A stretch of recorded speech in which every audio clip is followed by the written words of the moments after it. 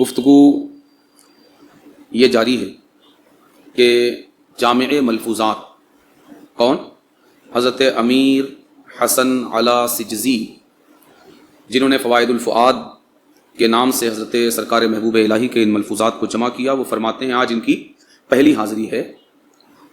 یہ فرماتے ہیں کہ اس روز فرض نمازوں اور چاشت کی نماز اور 6 رکعت بعد نماز مغرب اور ایام بیز کے روزوں کی تاکید کے بعد زبان مبارک سے ارشاد ہوا کہ تائب متقی کے برابر ہے، کیونکہ متقی تو وہ ہوتا ہے کہ مثلاً اس نے ساری زندگی کبھی شراب پی ہی نہ ہو یا اور کوئی گناہ اس سے ہوا ہی نہ ہو، اور تائب وہ ہوتا ہے کہ گناہ کیا اور پھر توبہ کر لی۔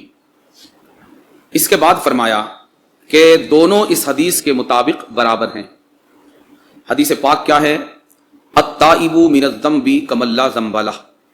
اس کا ترجمہ ہے کہ گناہ سے توبہ کرنے والا اس شخص کی طرح ہے جس نے کوئی گناہ کیا ہی نہ ہو۔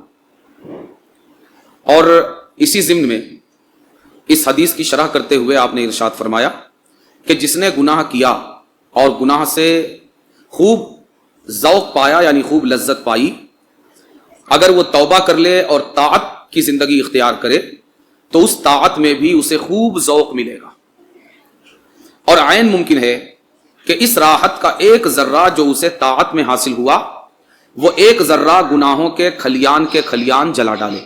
یہ ایک پیرا مکمل ہوا۔ فرماتے ہیں کہ پہلے جو گفتگو شروع ہوئی وہ فرض نمازوں کی تاکید سے شروع ہوئی کہ فرض نمازوں کی فرضیت، اس کی اہمیت اور اس کی تاکید آپ نے فرمائی۔ فرض نمازوں کا یہ معاملہ ہے کہ یہ جو لفظ ہے فرض، اسی سے ایک بندہ مومن یہ سمجھ جاتا ہے کہ اب اس سے زیادہ تاکیدی حکم رب کی بارگاہ سے ایک بندے کو نہیں مل سکتا۔ ایک بندے کے لیے یہ کافی ہے کہ اس کے پروردگار نے کوئی کام اس کے ذمے بطور فرض لگا دیا کہ یہاں اس کے چھوٹنے اور چھوڑنے کی کوئی گنجائش نہیں۔ تو فرض نمازوں کی تاکید، اس کے بعد میں پھر چاشت کی نماز کی تاکید۔ چاشت کی نماز یہ ان اہم نوافل سے ہے جو صوفیاء اکرام رضوان اللہ تعالی علیہم اجمعین کے معمولات کا لازمی حصہ ہے۔ چاشت اس کا وقت ہے آفتاب نکلنے کے 20 منٹ بعد سے لے کر قبل زوال تک، پورا یہ چاشت کا وقت ہے، اور بعین ہی یہی وقت اشراق کا بھی ہے۔ چاشت کا اور اشراق کا دونوں کا ایک ہی وقت ہے، اور اسی بنیاد پر بہت سے اہل علم نے اس مقام پر یہ ارشاد فرمایا کہ یہ دونوں ایک ہی نمازیں، چاشت بھی اور اشراق بھی۔ اس لیے کوئی اگر ایک بھی ادا کر لے تو انشاءاللہ اس کو دونوں کا ثواب ملے گا، لیکن زیادہ بہتر یہ ہے کہ دونوں الگ الگ ادا کرے، اس لیے کہ یہ نفل ہے۔ نفل مانے جو زیادہ کا ہو، یعنی جتنا ذمہ لگایا گیا ہے اس سے زیادہ کا جو کام ہے وہ نفل ہے۔ تو زیادہ میں جتنا زیادہ ہو اتنا اچھا ہے۔ تو زیادہ میں زیادہ کیا ہوگا کہ اشراق الگ پڑی جائے اور چاشت الگ پڑی جائے۔ بعض لوگوں نے اس طور پر اشراق اور چاشت کے درمیان معمولی فرق کیا ہے کہ اشراق یہ طلوع آفتاب کے 20 منٹ بعد سے لے کر زوال تک پورا ہی وقت اس کے لیے مستحب ہے، لیکن چاشت کے لیے پورے وقت کو، طلوع آفتاب کے 20 منٹ بعد سے لے کر زوال تک کے پورے وقت کو 3 حصوں میں تقسیم کیا جائے، اور ایک حصہ گزر جانے کے بعد کے دوسرے اور تیسرے حصے میں چاشت ادا کرنا یہ کیا ہے؟ زیادہ بہتر، زیادہ پسندیدہ اور مستحب ہے۔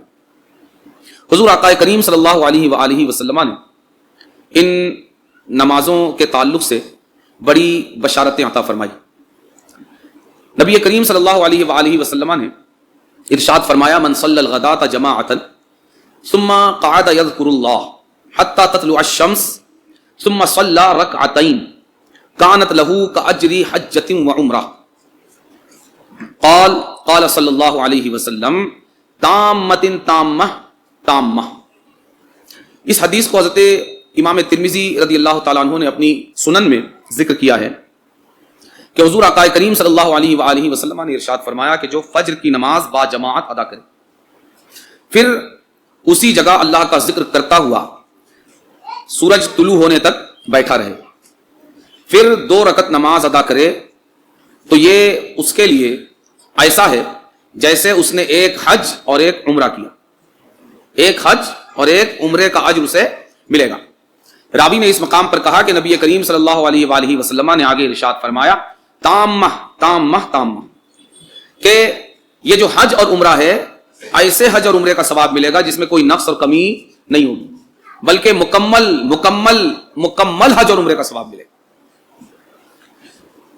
اسی طرح دوسرے مقام پر حضرت امام ترمذی نے ہی اس حدیث کی بھی تخریج کی، وہ فرماتے ہیں کہ جس نے اس طرح فجر کے بعد 2 رکعت نفل ادا کیے، حضور آقا کریم صلی اللہ علیہ وآلہ وسلم نے اس کے حق میں ارشاد فرمایا غفر لہ ذنوبہ وان کانت مثل زبد البحر، فرمایا کہ اس کے سارے گناہ بخش دیے جائیں گے اگرچہ وہ سمندر کے جھاگ کے برابر۔ اسی طرح ایک روایت میں جو کنز العمال میں آئی، حضرت شیخ علی متقی برہان پوری علی رحمت و رضوان نے جو احادیث کا مجموعہ بنایا، اس میں نبی کریم صلی اللہ علیہ وآلہ وسلم نے فجر کے بعد 2 رکعت پڑھنے والے کو بشارت عطا فرمائی کانا کما ولدتہ امہ، فرمایا کہ جو فجر کے بعد اس طرح 2 رکعت پڑھے وہ ایسا ہو جائے گا جیسا اس وقت تھا جب اس کی ماں نے اسے جنا تھا، یعنی اللہ تبارک و تعالیٰ اس طرح اسے گناہوں سے پاک صاف فرما دے گا۔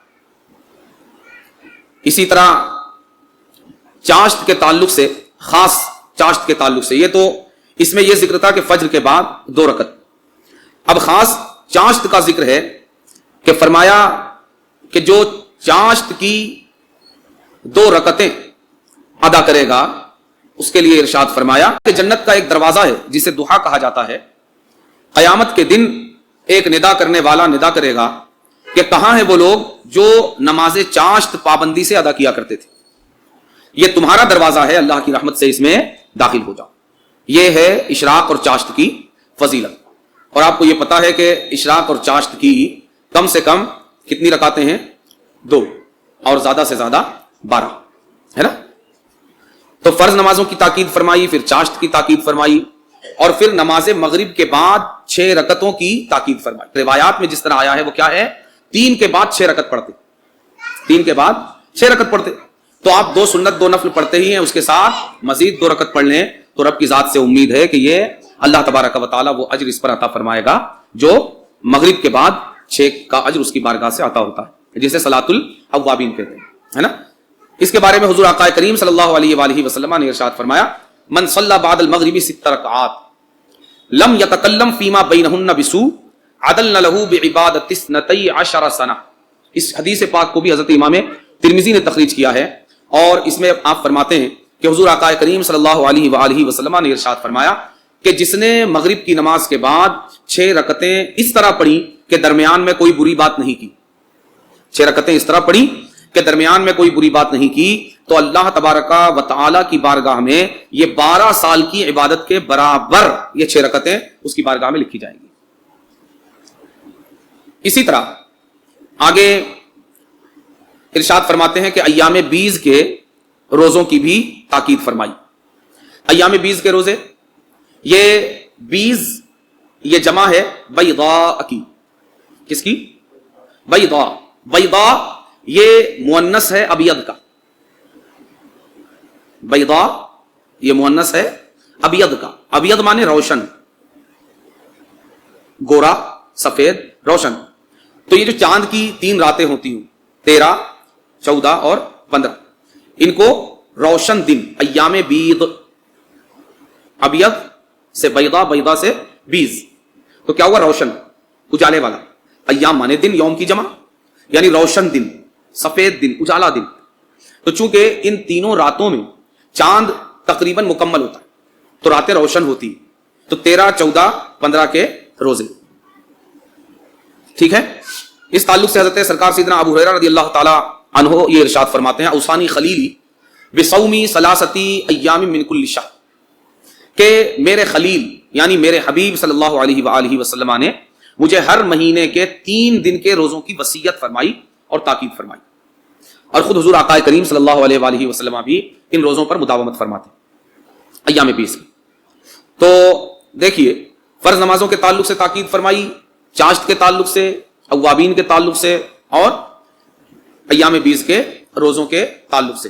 ہم جب فوائد الفؤاد کا ہم مطالعہ کر رہے ہیں سرکار سیدنا محبوب الہی کے ملفوظات کا، تو ہمیں کوشش یہ کرنی ہے کہ ہم یہ محسوس کرنے کی کوشش کریں کہ ہم سرکار محبوب الہی کی محفل میں ہم خود بھی حاضر ہیں، اور یہ بھی فیل کرنے کی کوشش کرنا ہے، محسوس کرنا ہے کہ آپ کی بارگاہ میں باتیں کیا چلتی تھی، کیا گفتگو ہوتی تھی، اور وہ کیا بات تھی، وہ کیا کلام تھا آپ کی زبان اقدس پر جاری ہونے والی، وہ کیا گفتگو تھی جس کے ذریعے اللہ تبارک و تعالیٰ لوگوں کی زندگی میں انقلاب پیدا کر دیا کرتا۔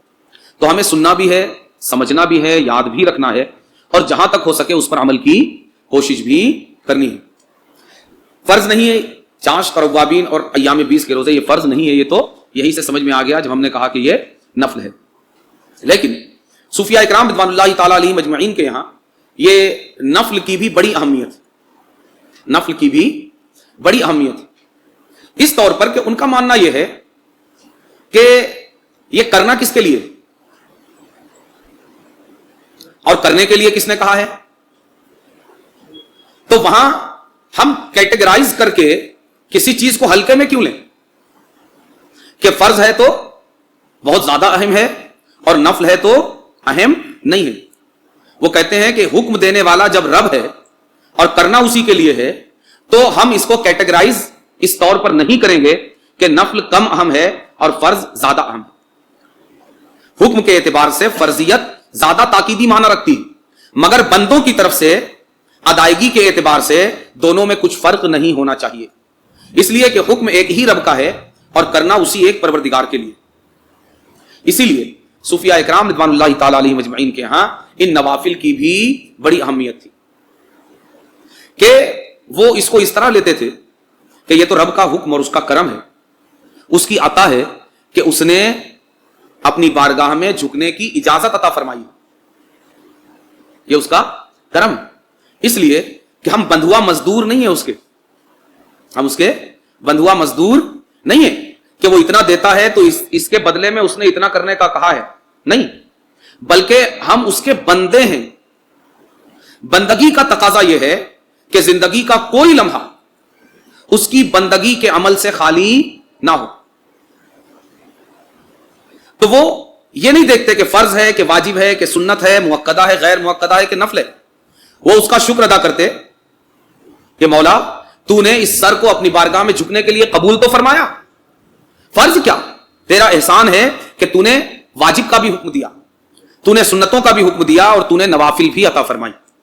اسی لیے صوفیاء اکرام رضوان اللہ تعالیٰ علیہ مجمعین کے یہاں اس کا بڑا اہتمام تھا، اور خاص کر ہم لوگ یوں تو ہم لوگوں کے علم میں ہے کہ یہ نمازیں نفل ہیں، معروف ہیں، اور یہ روزے بھی، لیکن جو صوفیاء کی محفل ہوتی ہے اللہ والوں کی، اس کا بڑا اثر ہوتا ہے۔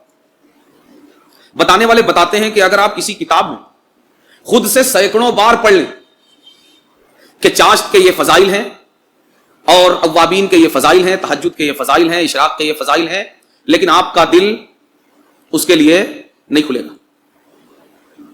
لیکن اگر کسی اللہ والے نے اگر ایک مرتبہ ارشاد فرما دیا کہ اس کے یہ فضائل ہیں یا یہ پڑھا کرو، تو اللہ کی طرف سے اس کی زبان میں اللہ نے ایسی تاثیر رکھی ہے کہ دل اسے فوراً دل کا دروازہ کھلتا ہے اور دل میں اسے قبولیت مل جاتی ہے۔ تو ہمیں اسی لیے یہ سوچ کر اس کتاب کے سامنے بیٹھنا ہے اور اس کا مطالعہ یوں کرنا ہے کہ سرکار سیدنا محبوب الہی کی محفل میں ہی حاضری، اس لیے کہ اللہ تبارک و تعالیٰ نے اپنی ان محبوبان بارگاہ کی زبانوں سے نکلنے والے ان الفاظ کو زندہ فرما دیا، اس میں زندگی رکھ دی۔ یہ کالے حروف نہیں ہیں، ان کی زبانوں پر جاری ہونے سے پہلے کالے حروف تھے، لیکن ان کی زبانوں کی ادائیگی نے ان میں روح پھونک دی، اور اب حال یہ ہو گیا کہ صدقے دل سے جو اسے پڑھے گا، سنے گا اور رغبت رکھے گا، تو انشاءاللہ ضرور وہ فیض اللہ تبارک و تعالیٰ اسے عطا فرمائے گا، جو فیض خاص سرکار محبوب الہی کی محفل میں بیٹھ کر ان کی زبان سے سننے والوں کو عطا ہوتا تھا۔ درکار یقین ہے۔ کس چیز کی ضرورت ہے؟ یقین کی۔ کس چیز کی؟ یقین کی۔ اور یہ بھی ایک بات ہے کہ جب تک فیض عطا نہیں ہوتا چیزیں بہت بوجھل لگتی ہیں، بھاری لگتی ہیں۔ یعنی 2 رکعت نفل بھی اگر آدمی نہ کرے تو سنتیں بھی اگر آدمی نہ کرے تو واجب بھی بھاری لگتا ہے، لیکن کسی اللہ والے کی نظر کرم اگر ہو جائے تو پھر یہ سب کیا ہو جاتا ہے؟ آسان ہو جاتا ہے۔ اصل میں فیض یہی ہے، فیض یہی ہے۔ فیض کیا ہے؟ فیض یہ ہے کہ ایک انسان نمازیں پڑھتا بھی، فرائض بھی ادا کر رہا ہے، واجبات بھی ادا کر رہا ہے، سنن بھی ادا کر رہا ہے، مؤکدات بھی ادا کر رہا ہے، غیر مؤکدات بھی ادا کر رہا ہے، نوافل بھی ادا کر رہا ہے، مگر مصلی سے بھاگنا چاہتا ہے، کر رہا ہے، یہ بھی اللہ کی بڑی توفیق ہے کہ اگر اس حال میں بھی کر رہا ہے اس پر بڑا کرم ہے، لیکن ایک کیفیت انسانی دل کی یہ ہے کہ وہ تیزی کے ساتھ مشینی انداز میں ان نوافل اور واجبات اور سنن کو ادا کر کے بھاگنا چاہتا ہے، حالانکہ کام بھی کچھ نہیں، کام بھی اس کے بعد کچھ نہیں، اسے کہیں بیٹھنا ہی ہے، کہیں بیٹھ کے باتیں ہی کرنا ہے، وقت گزاری ہی کرنا ہے، مگر مصلی پر ٹھہرنے والی کیفیت اس کے اندر نہیں۔ مگر جب کسی اللہ والے کی نگاہ پڑتی ہے نا، جس کو ہم فیض کہتے ہیں، تو پھر اتنی آسانی اللہ تبارک و تعالیٰ پیدا فرما دیتا ہے، اور یہ خاص رب کا کرم ہوتا ہے، خدا کی قسم یہ رب کا کرم ہوتا ہے کہ وہ کسی کو اپنی بارگاہ میں کھڑے رہنے کی اجازت دے اور اسے کیف حاصل ہو کھڑے ہونے میں، قیام کی لذت حاصل ہو، اور اس کے لیے یہ فرائض کے ساتھ واجبات، سنن مؤکدات، غیر مؤکدات اور نوافل اتنے آسان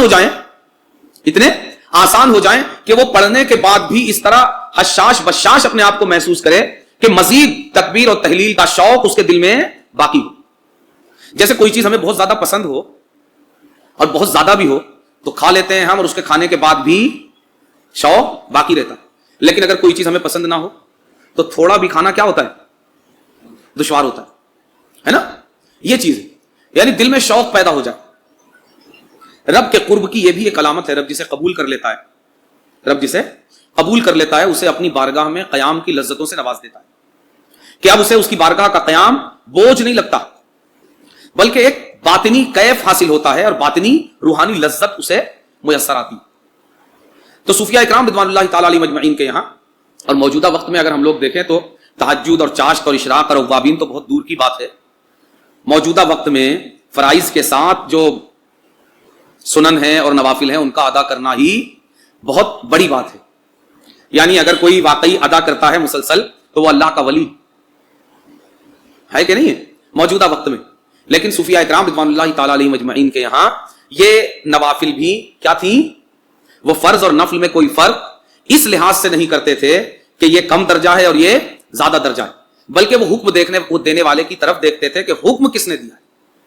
جس نے فرض کا حکم دیا ہے اسی نے واجب کا دیا ہے، اسی نے سنت کا دیا ہے، اسی نے نفل کا دیا ہے۔ اللہ کرم فرما دے کہ ہم سب کی بھی یہی کیفیت ہو جائے، اور رب کی ذات سے امید ہے کہ وہ سرکار محبوب الہی کی بارگاہ کا فیض عطا فرمائے گا اور انشاءاللہ یہ کیفیت پیدا ہوگی۔ اور اسی طرح ایام بیز کے روزے، یہ تو مریدین کے لیے تھا، ان کا تو رات دن کا مشغلہ ہی نماز اور روزہ تھا، پوری زندگی حالات زندگی میں یہ گزر چکا کہ جن ایام میں روزے رکھنا حرام ہے ان ایام کے علاوہ ساری زندگی آپ روزے سے۔ تو فرض نماز، چاشت کی نماز اور 6 رکعت بعد مغرب یعنی اوابین اور ایام بیز کے روزوں کی تاکید کے بعد ارشاد فرمایا کہ تائب متقی کے برابر ہے، یعنی توبہ کر لینے والا اور متقی یہ دونوں کیا ہیں؟ برابر۔ اصل میں صوفیاء اکرام رضوان اللہ تعالی علیہم اجمعین کی جو خانقاہیں ہیں یہ بنیادی طور پر یہ ایک شفا خانہ ہے۔ خانقاہ یہ کیا ہے؟ شفا خانہ ہے۔ مرشد معالج ہے اور مرید یہ کیا ہے؟ معالج ہے، بغرض علاج مرشد کی بارگاہ میں آنے والا ہے۔ یہ الگ بات ہے کہ موجودہ وقت میں نہ بیمار کو بیماری کا احساس ہے کہ وہ علاج کے لیے جائے، اور نہ ہی خود مرشد کو اپنا معالج ہونا معلوم ہے۔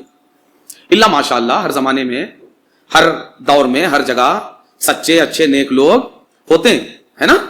دنیا کبھی نیک اچھے لوگوں سے خالی نہیں ہوتی، مگر گفتگو ایک عام روٹین میں ہوتی ہے، جو روٹین ہے۔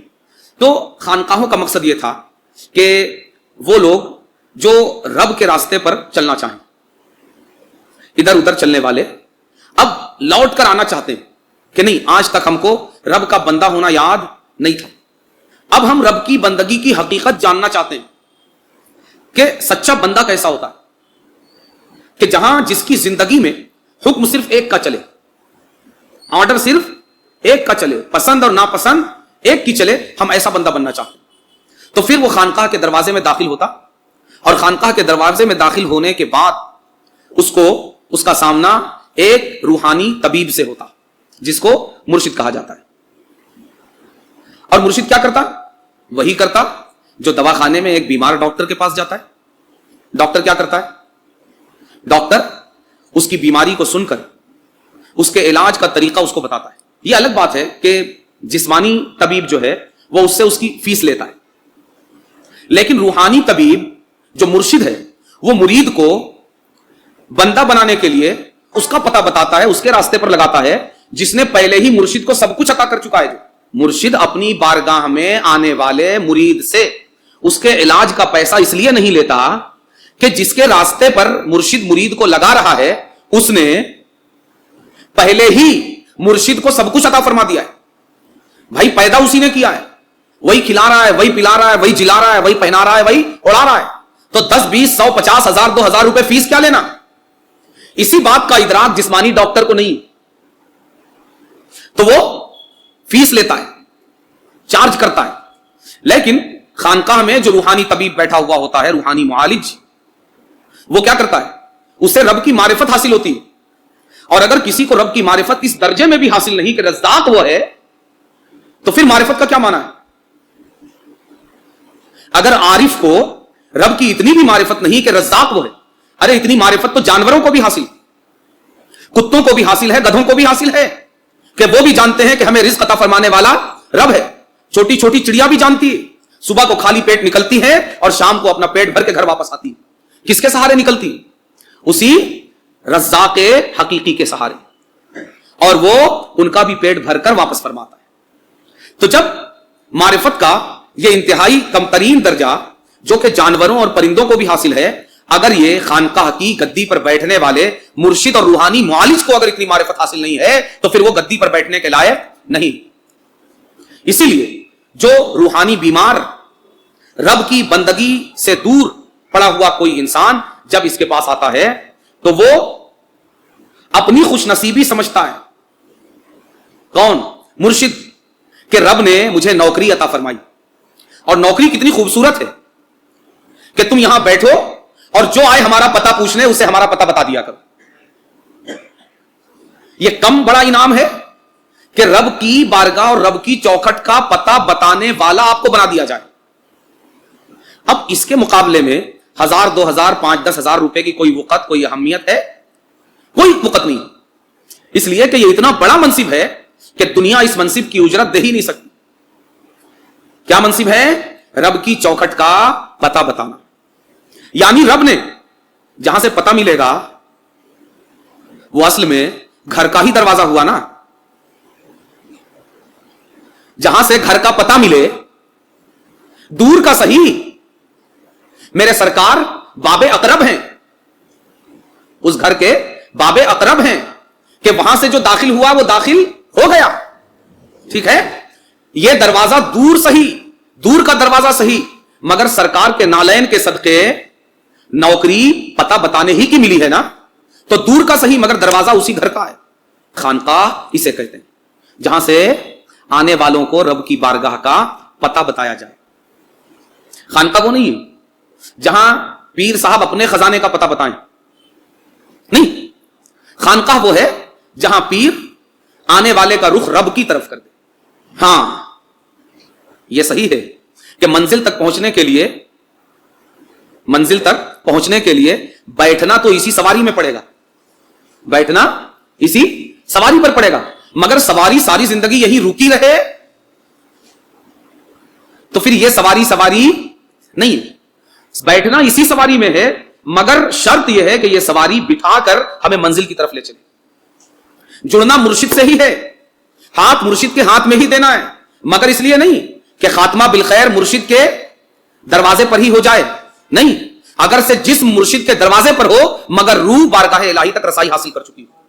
کیفیت کیا ہوگی؟ کیفیت وہی ہوگی کہ جب تک یہ پتہ نہ ملے اور اس روحانی مرشد کی بارگاہ میں حاضری نہ ہو تب تک نماز تو پڑھتے تھے مگر مصلے سے بھاگ جانے کا دل کہتا تھا. اذان ہوئی تو نماز تو پابندی سے پڑھتے تھے مگر یوں لگتا تھا کہ اذان ابھی نہیں ہوتی تو اچھا ہوتا. या मुसल्ले पर खड़े तो होते थे, पूरी फर्ज भी पढ़ते थे, सुन्नत भी पढ़ते थे, नफल भी पढ़ते थे, मगर कोशिश ये होती थी कि कितनी जल्दी अदा करके भाग जाएं। मगर जब से इस बीमारी का इलाज लेने के लिए इस रूहानी मुर्शिद और मुआलिज की बारगाह में आए और जब से इसके हाथ में हाथ दिया, अब नमाज में वो कैफियत और वो लज्जत पैदा हुई कि पहले मुसल्ले पर खड़ा होने का दिल नहीं बोलता था, अब मुसल्ला छोड़ने का दिल नहीं बोलता। पहले सजदा तेजी के साथ दोनों सजदों से उठ जाने की कैफियत थी, अब सजदे से सर उठाने का दिल नहीं चाहता, सजदे से सर उठाने का दिल नहीं बोलता। ये कैफियत। तो अब आप वही हैं, सजदा वही है, मगर क्या हो गया, अब सजदे की कैफियत बदल गई। डॉक्टर के पास जाने से पहले जो बुखार था, खाना वही सामने रखा जाता था, खाना वही सामने रखा जाता था, मगर तल्ख लगता था, कड़वा लगता था। घर वालों के मजबूर करने पर अगर एक दो निवाला खा भी लिया, पेट कबूल नहीं करता था, तय की कैफियत बन जाती थी।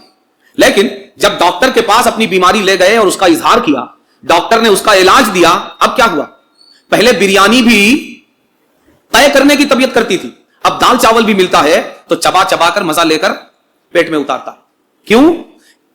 खाना वही है, खुराक वही है, मगर पहले डॉक्टर से मुलाकात नहीं हुई थी, इलाज नहीं मिला था, अब डॉक्टर से मुलाकात हो गई, इलाज मिल गया। पहले भी नमाज पढ़ता था और मुर्शिदे रूहानी की बारगाह में पहुंचने के बाद भी नमाज पढ़ता है, लेकिन पहले नमाज भागू भागू वाली थी, अब नमाज लज्जत वाली, कैफ वाली है, सुरूर वाली है। अब जब यह मुसल्ले पर खड़ा होता है तो महसूस करता है, क्या महसूस करता है, पहले महसूस करता था कि यूं ही खला में कयाम है, खला में रुकू है, खला में सजदा है। अब महसूस करता है कि सिर्फ ये कयाम कयाम नहीं है, किसी के आगे कयाम है, किसी की खातिर कयाम है। अब जब रुकू करता है तो अब एहसास जिंदा है, किसी के आगे झुकता है। अब जब सजदा करता है तो लगता है अब खला में सजदा नहीं, किसी के आगे अपने आप को कुर्बान करने की कैफियत पैदा करता है, किसी के आगे झुकता है, किसी के आगे वारी जाता है, किसी के आगे कुर्बान होता है। यानी पहले नमाज थी मगर नमाज में कैफ नहीं था, लज्जत नहीं थी, यह कह लीजिए रूह नहीं थी। मगर जब सच्चा मुर्शिद मिलता है, सच्चा रूहानी मुआलिज मिलता है और वो अपनी तवज्जुहात से नवाजता है, तो अब नमाज में रूह पैदा हो जाती है, लज्जत और कैफ पैदा हो जाती है। और सिर्फ नमाज में नहीं, बल्कि अब जीने को दिल चाहता है। क्यों? इसलिए कि अब पहले जिंदगी का हर लम्हा, जिंदगी जिसकी थी उसके अलावा किसी और की नौकरी में खर्च होता था, लेकिन अब, और जाहिर है तनख्वाह किसी और से लो, काम किसी और का करो, तो दिल कभी मुतमईन होगा, दिल बोझल बोझल रहेगा।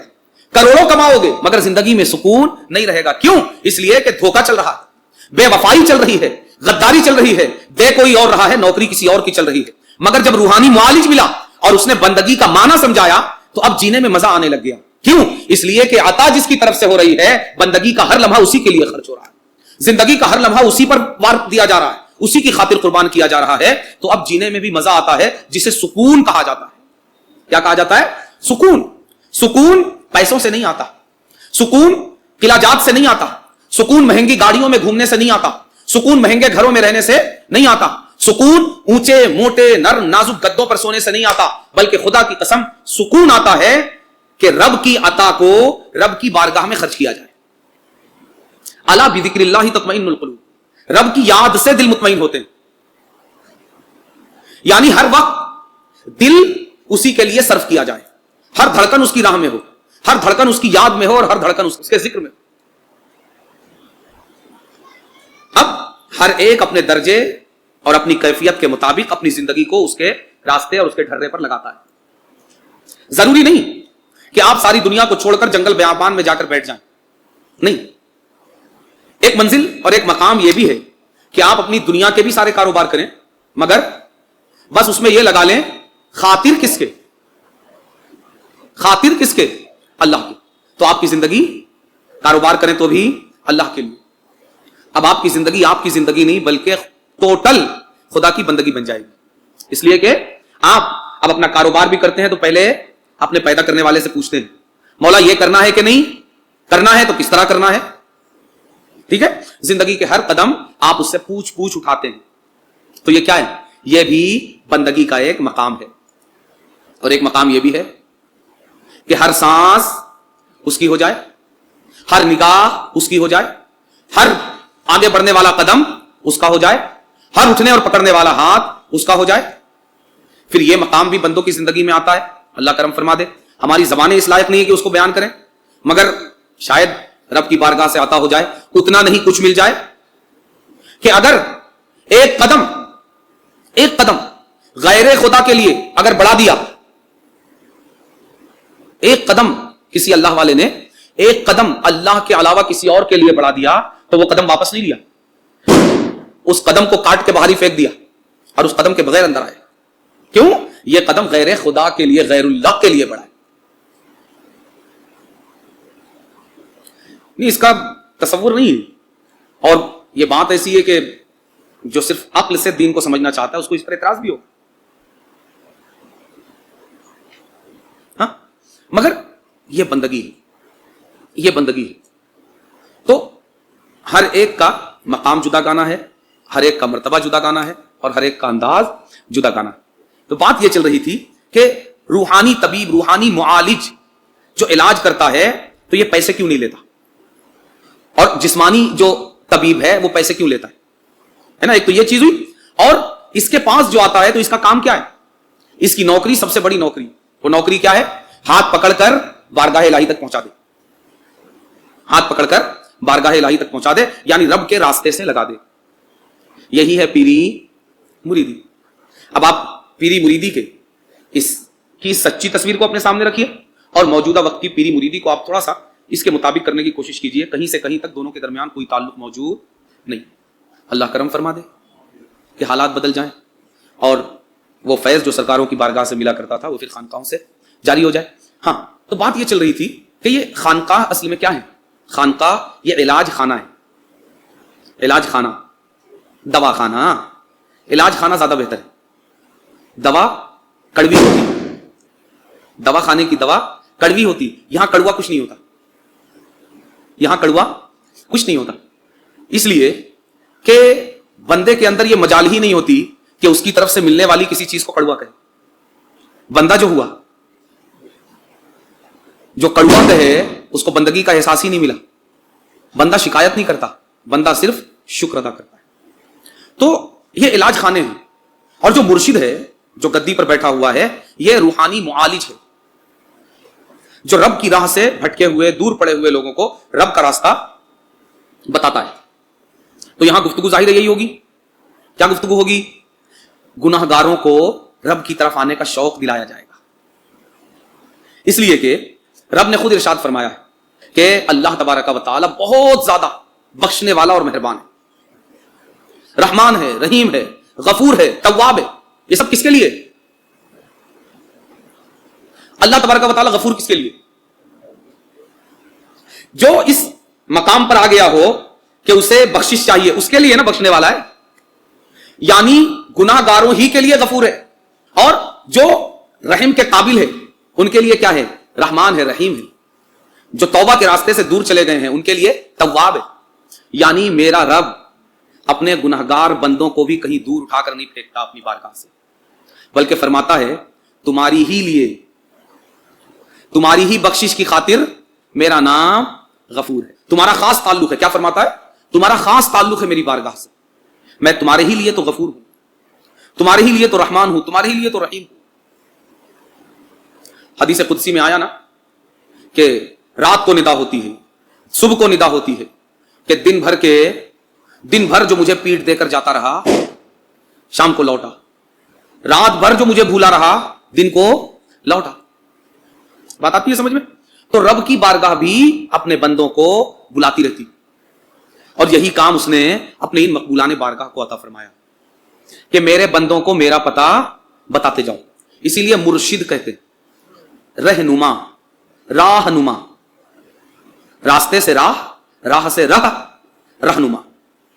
ٹھیک ہے, راستہ دکھانے والا. کس کا؟ رب کا راستہ دکھانے والا. تو کوئی بھی مرید جب بھی کسی خانقاہ کے دروازے میں آئے گا اور مرشد سے علاج چاہے گا, رب کا پتہ پوچھے گا, تو سب سے پہلے جو دروازہ رب کی بارگاہ تک جانے والا اس کے لیے کھولا جائے گا وہ دروازہ توبہ کا دروازہ ہوگا. کس کا دروازہ؟ باب التوبہ. توبہ مانے لوٹنا. توبہ مانے, یہ ہمارے عرف میں توبہ کرنا یعنی استغفار کرنا, استغفر اللہ پڑھنا, اصل اس کا معنی کیا ہے؟ لوٹنا. آپ اس خوبصورت لفظ کے خوبصورت معنی ہی میں اگر تھوڑا سا ڈوبنے کی کوشش کریں اور غور کرنے کی کوشش کریں تو اس کا حسن آپ کو اپنے گھیرے میں لے لے گا. مجرم بھی اسی کے, مجرم بھی اسی کے, اور پھر جتنی بڑی ذات ہو اس کا جرم بھی اتنا ہی بڑا ہو جاتا ہے. اگر آپ کسی چھوٹے انسان کا جرم کریں تو وہ جرم بھی چھوٹا ہے, لیکن کسی بڑے انسان کا وہی جرم کریں تو اب وہ جرم بھی شخصیت کے اعتبار سے بڑا ہو جائے گا. بلا تمثیل رب کی ذات سے بڑی ذات تو کسی کی نہیں ہے. تو اس کا جو جرم کرے, اس کا جو مجرم ہو, اس سے بڑا کوئی مجرم ہوگا؟ جرم اسی کا. اور وہ محسن, وہ آقا کتنا بڑا, احسان کرنے والا کتنا بڑا. ہم اس کی عطائیں کیا گنوائیں؟ ہم کہتے ہیں کہ ہمارا وجود اس کی عطا ہے. اس سے بڑی کیا عطا ہے؟ ہم نہیں تھے, نہیں سے ہمیں ہاں کرنے والا وہ ہے. آگے ہم کیا بیان کریں؟